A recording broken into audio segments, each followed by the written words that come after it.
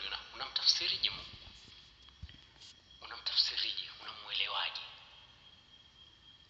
huyu Mungu ambaye ameshika nguzo za mbingu pamoja na dunia na ulimwengu unaoishi, hii dunia unaoishi, ambaye amesimamisha mambo yote unayoyaona duniani na yale usoweza kuyaona katika ulimwengu, atupewe majari au neema ya kuweza kwa sehemu, baadhi ya sehemu kuweza kuyaona. Mitazamo yao, mtazamo wako mwenyewe wewe unavyojiangalia, unavyojitafsiri, pamoja na watu wengine wanavyokuangalia kwenye njia zako,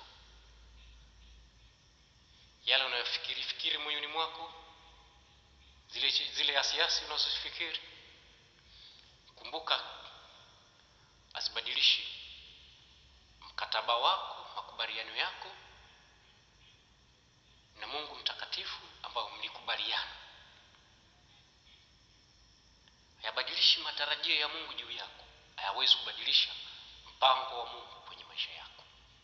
Hayabadilishi kile kilichokusudiwa, kile ambacho Mungu alikiweka kwa ajili yako, lazima kitimie na kitokee kama jinsi alivyoridhia na alivyokusudia kwako kutokeza. Vile unavyofikiri, unavyowaza, unavyoona, unavyochoka, huwa haibadilishi mpango wa Mungu kutimilika kwenye maisha yako. Kuna agano ambalo Mungu anasema, mimi ndiye niliyekuchagua kuwa mtu wangu ukiwa kwenye tumbo la mama yako, kabla sijakuruhusu kuwa duniani. Mimi nimekuchagua tayari. Kuna makubaliano, kuna mkataba, kuna agano kati yako wewe na Mungu, na kuna kusudi ambalo Mungu ameliweka. Kwa zile njia unazopita na Yesu unavyokwenda, haibadilishi, haitoi ule mfumo wako wewe na Mungu kutokeza. Mungu ni mtakatifu na ni mwaminifu, afanye yale asiyoweza kuyafanya. Anafanya ambayo yamekwisha kufanyika kati yako wewe na yeye. Ahadi ile ambayo amekuahidi, yale ambayo amekwambia, anakuja tena anakuonesha kwa umri wako ulionao. Anaendelea kukwambia, nikuahidi kukupatia haya pamoja na haya. Na wewe ni shahidi na ni shuhuda wa yale, kwa sababu wewe na yeye ndiye mliyeyaona, sio wale, sio hili, sio pale, ni wewe. Wewe unafikiri yasi, ufikiri chanya. Mimi nikupe neno zuri. Badilisha mfumo wa mtazamo wako. Change in your mind. Think positive. Fikiri uchanya. Waza uchanya. Ona uchanya. Naona njia zilizoboreshwa, kwa sababu wewe ni bora kupita wenzako. Nimekuchagua kuwa bora kupita wenzio. Jambo lolote ambalo ni muhimu, limebeba neema za watu wengine, haliwezi kutokeza kwa jinsi unavyofikiri wewe, kwamba kwa kawaida kwamba inaweza kutokea kwa haraka. Lazima upewe neema ya kupata elimu kulihusu, ujue jinsi ya kuliendesha, upewe elimu namna ya uendeshaji wa ile program, wa ule mkataba, wa wale makubaliano, wa kile kitu, lile kusudi ambalo umekubaliana baina yako wewe na yule aliyesababisha wewe kuwepo. Mkataba na yale makubaliano lazima yatimilike.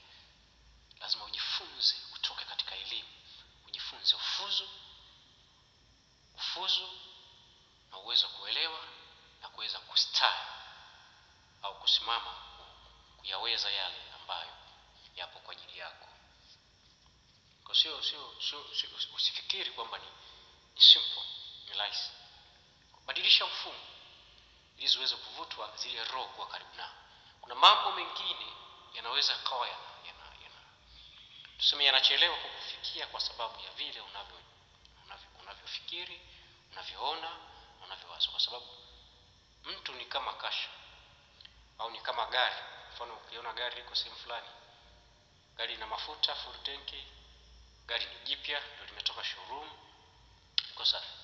Lakini kama hajaingia dereva kuliendesha, kudrive, aliwezi kumove kutoka hatua moja kwenda hatua nyingine. Lazima hawepo ambaye ataingia ndani kulicontrol, kuliendesha. Sawa na unavyoona mtu. Sasa unavyojiona wewe. Na maana ukianza kufikiri chanya, kuna roho chanya, kuna zile spirit, zile roho chanya zinakuja kuattach na wewe, kudrive your program. Ukifikiri yes, kuna zile spirit yes, zile roho hasi zinakuja kudrive in your program. Kuna kitu hujanielewa, hujanipata vizuri. Nasema, narudia. The way you think work for your direction. The way you think work for you. Chanya ita drive chanya. Ukiona yale yaliyo kwenye uthubutu wako, hata kama yale kwa yanaathiri program zako, yale yanakufa na yanakimbia na kuondoka. Ukiwa na chanya alafu kaanza kutengeneza hasi, zile hasi zinaanza kuchukua nafasi, zile chanya zinaanza kusisi. Kwa sababu mfumo wa drive yako is you. Mfumo wa drive yako ni wewe. Program zote ni wewe. Ni thinking yako wewe mwenyewe. Ndio nikakwambia the way you think work for you. Unayaona mambo ya kiasi gani? Unayaona nini? Unaona jambo gani? Unaona kitu gani? Na unafikiri nini kuhusu wewe? Sio vile ulivyo. Sababu kwa katika mfumo fulani haimati kwamba wewe utashindwa kufika hiyo. Unaweza kuyataja ya kesho kuna nini? Baada ya masaa mawili kitapatikana nini kwako? Unaweza ukayafikiri, ukayaona, ukayawaza, ukayaona. Kama katika hayo madogo huwezi kufikiri kuona. Je, unawezaje kusema mpango huu ninauwaza moyoni mwangu hautaweza kutokeza?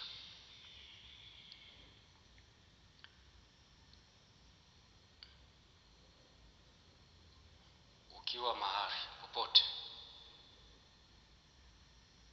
simama wewe uwe product kwanza. Wewe uwe product. Hakikisha wewe kwanza unakuwa product.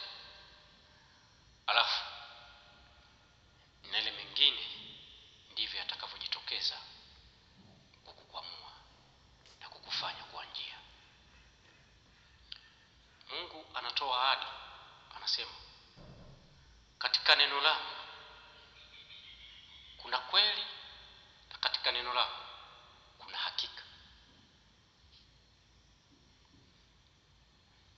Sikia, anasema nimekuchagua kuwa bora kupita wenzio, na mimi nina agano na wewe, na mimi sizimii, sichoki, siangamii, sisinzii, siishiwi nguvu. Umesikia?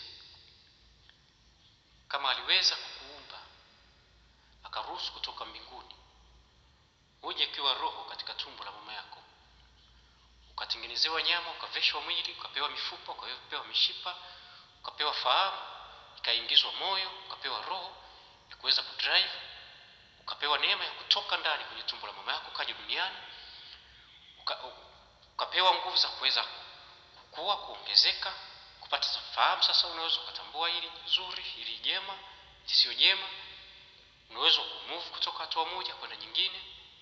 Analo jambo jema, ana mpango mzuri kwa ajili yako.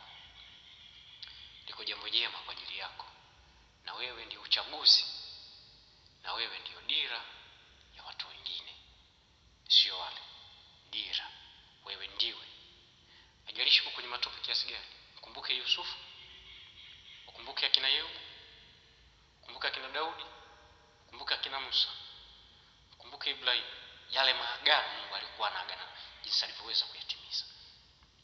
Lakini wewe ndio umechaguliwa kuwa bora. Ule udhahabu ulionakshi kwako, ule warumasu ulionakshi kwako, ambako kuna nakshi ziko na wewe, ule ururu uliopewa, lazima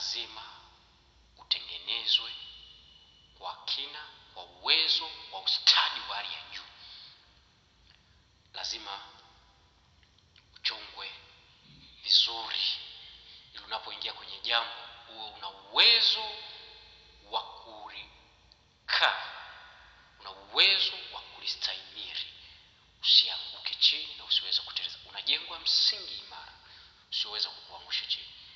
Wewe ndiwe, hakuna mwingine zaidi yako wewe. Unaweza kufikiri ni wengine, na muangalia jirani, unamwangalia mtu mwingine nyuma yako, kako, ndugu yako, mdogo wako, kumbe ni wewe. Katika ile nyumba Mungu mkono wake umekuelekea wewe. Ukiangalia katika nyumba ya Yesu umemwelekea mtu fulani. Unafikiri au ni huyu, sio mimi, kumbe ni wewe. Wewe ndiwe ambao hupo kwa ajili ya wengine. Anza kujiona kwamba wewe ndiwe kiongozi wa wengine, na wewe ndio bora wengine, na wewe ndio umewekwa kuwa mti ambao kuna matunda. Wanatakiwa kula, kunywa, kushiba na kusasa wengine kupitia wewe. Wewe ndiye mti mwenyewe. Wewe kama ndio tunda mwenyewe, ndio watu wanatakiwa kula, kunywa, kushiba na kusasa. Usiangalie kwa wengine. Viwanda vimewekwa kwako, ile miradi imewekwa kwako, wewe ndio package, ndio yale yote yameshushwa yamewekwa kwako. Sasa unaanza kwenda tena kinyume na ile formula, unaanza kuyaona kwa watu, kumbe ni wewe. Ndio maana unaona kama uwezo wa kupita mahali fulani unakuwa kuna uzito, kuna challenge kubwa, kwa sababu unachomwa, ile njia ni nyembamba. Unaona kila unachotaka kukikava, kukishika, kinakuwa kama kinataka kukimbia, kinakuwa kama kinataka kutoka out. Kinakuwa kina challenge kubwa sana. Chochote ambacho unataka kukiingia kina challenge kubwa sana. Kina challenge kwa sababu wewe ndio uliyechaguliwa kwa ajili ya kile kitu. Kinafanywa marekebisho. Kuna kuwepo na ukinzani kwa sababu zipo roho ambazo zimekwisha kuona who are you, wewe ni nani, katika kesho na katika baadaye. Katika miaka 10 inayokuja mbele, kuna motion zimeshaonekana. Kuna vitu ambavyo viko njiani vinakaribu kuwa touch na wewe, kushikamana na wewe. Ndio neema tuliyopewa ya Masihi wa Mungu mtakatifu. Kristo unayemwona tunamfuata, unayemfahamu katika fahamu zako, unaisikia hata kwa vitabu katika kusoma na nini, unaiwaza wengine katika maono mnao. Yule hakuja katika urahisi. Ameweka makubaliano, ameweka mpango, ameweka mkataba, wamesainishana. Baba anauliza, mbingu zinauliza tumwagize nini? Akanyanyuka akasema, mimi niko hapa, nitumeni. Anauliza, utaweza? Yes, nitaweza. Utaweza kupita hapa? Kumbuka kuna kukaa kwenye moyo wa nchi siku 3. Kuna tukio ambalo unaliona hapa limetokea Yona siku 3. Litatokea kwa utaweza? Utaweza kuchange, kuvua ukale, kuvaa upya? Utaweza? Utaweza kuwekti kuwa kama aliyeisha, yani kujifanya kama aliyeisha, kujifanya kama sikuwa na kitu? Utaweza? Kuna vyakula vingi, kuna magari mengi, kuna mambo mazuri yanapendeza kwenye ulimwengu, kwenye dunia. Utaweza kukava hivyo vitu? Akasema, nitaweza mimi kulikava, nitaweza mimi kufanya hayo mambo yote. Itafika hatua utakuwa kama unataka kutoka kwenye mioyo ya watu, na maadui zako watashangilia, wataona wamemaliza. Utaweza kuvumilia hizo siku? Akasema, nitaweza. Akakubaliana na mbingu, wakawekeana mikataba, wakakubaliana, wakaingia agano. Akaja akashushwa kwenye tumbo mwanamke, akaja duniani. Amekwenda vizuri. Imefika kwenye ile pointi, kama tunakwenda ni mpira, dakika 90. Zinakuja dakika 90. Lile tukio, lile tendo linataka kutokea. Ule mfumo wa ule mkataba, yale makubaliano, ile assignment aliyosema I will do, nitafanya, I can, ninaweza kufanya. Anarudi kusema kama kuna njia nyingine tuifanye, jambo hili lisinipate. Anaingia off. Anajua kuna mkataba, kuna makubaliano, anaingia off. anaomba kubadilishiwa mfumo, kubadilishiwa mkataba, kubadilishiwa mpango, uje mpango mwingine, uje njia nyingine ya kuweza kufanikisha yale mambo. Lakini